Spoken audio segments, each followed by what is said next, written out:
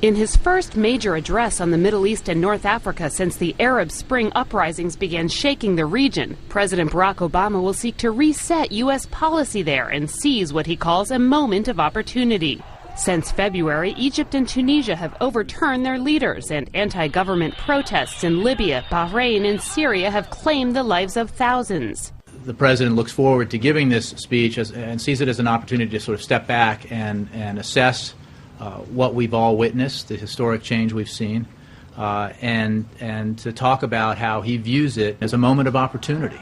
But that upbeat outlook is undermined by daily violence in the region. At the same time, the administration faces growing weariness on the part of U.S. allies there who criticize the administration's inconsistent approach. This is going to be a very difficult speech because the president essentially has to balance his support for the popular uprisings in the Middle East without further alienating important U.S. allies, most importantly in the Gulf, that are increasingly uncomfortable with U.S. policy. The White House has been tight-lipped about what specific new policies the president plans to lay out, but he's expected to praise the idea of nonviolent uprisings and call on Arab leaders, specifically Syrian President Bashar al-Assad, to stop crackdowns. On Wednesday, the administration slapped Assad with sanctions for human rights abuses.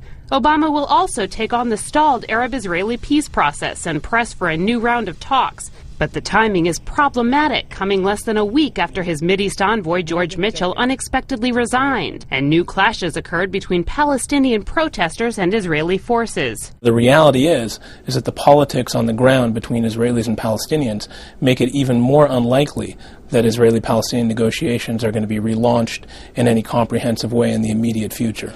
The president faces an uphill battle with Thursday's speech. A new Pew Research Center poll finds that in much of the Arab world, support for the U.S. and its policies has actually declined in recent months. Kelly Daschle, The Associated Press.